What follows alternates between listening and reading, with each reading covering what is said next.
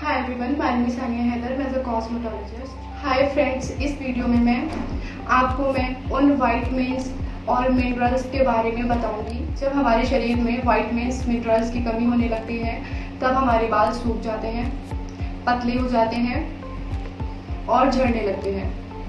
लेकिन जब हम इन वाइटमिन्स की कमी को वाइटमिन्स सप्लीमेंट्स और हेल्दी डाइट से पूरा करते हैं तो बालों के झड़ने में रोक लगती है, बालों का सूखना कम होता है और नए और हेल्दी बाल उगने में मदद होती है।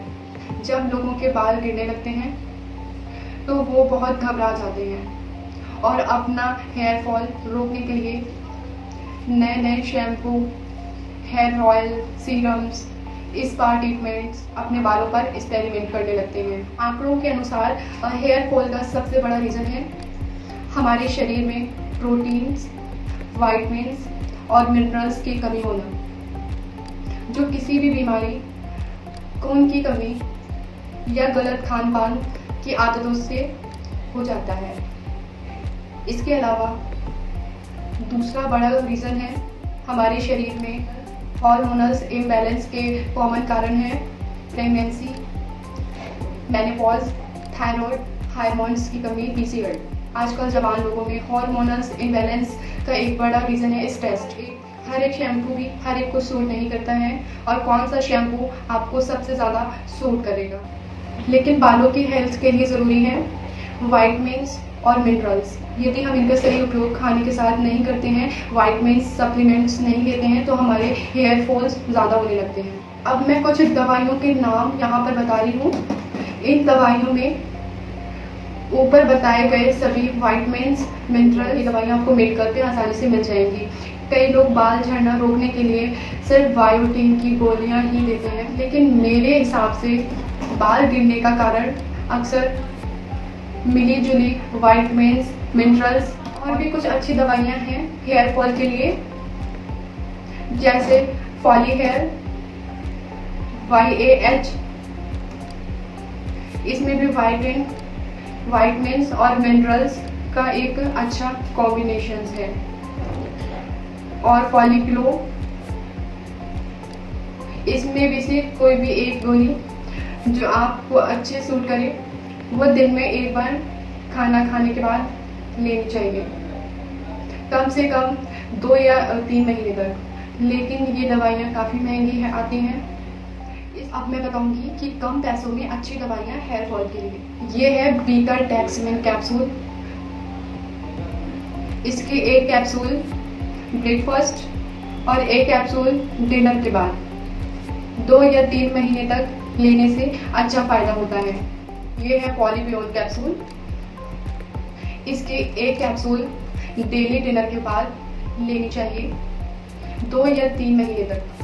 अब सबसे ज़रूरी बात जो आप सबको अच्छी तरीके से समझना चाहिए वो ये है कि ये सारी दवाइयाँ सप्लीमेंट्स हैं, यानी सिर्फ ज़रूरत पड़ने तक ही खाना है और जब आपका हेयर फॉल रुक जाए तो इन्हें खाना बंद कर दीजिए। ये कोई खाना नहीं है जिससे आप पूरी ज़िंदगी खाते रहें। इन दवाइयों को ज़्यादा से ज़्यादा 2 या 3 महीना लगातार खाना चाहिए। यदि 1 महीने तक खाने के बाद भी आपका हेयर फॉल कम ना हो रहा हो तो आपको अच्छे हॉस्पिटल में जाके अपना पूरा मेडिकल चेकअप अवश्य कराएं। यदि आपके बाल झड़ना बंद हो गए हैं लेकिन बढ़ नहीं रहे हैं तो प्रोटीन की कमी हो। वेजिटेरियन लोग अच्छी मात्रा में दाल, चना, राजमा, दूध, दही, पनीर आदि खाकर पूरा करें और नॉन वेजिटेरियन अच्छी मात्रा में अंडे, मछली और मीट खाकर पूरा करें। आंकड़ों के अनुसार हेयर फॉल का सबसे बड़ा रीज़न है हमारे शरीर में प्रोटीन्स, वाइटमिन्स और मिनरल्स की कमी होना, जो किसी भी बीमारी, खून की कमी या गलत खान पान की आदतों से हो जाता है। इसके अलावा दूसरा बड़ा रीज़न है हमारे शरीर में हार्मोनल इम्बैलेंस के कॉमन कारण है प्रेगनेंसी, मेनोपॉज, थायराइड, हार्मोन्स की कमी, पीसीओएस। तीसरा है vitamin B12, folic acid, iron और जिंक। ये चारों हमारे शरीर में खून बनने के लिए बहुत ज़्यादा ज़रूरी है।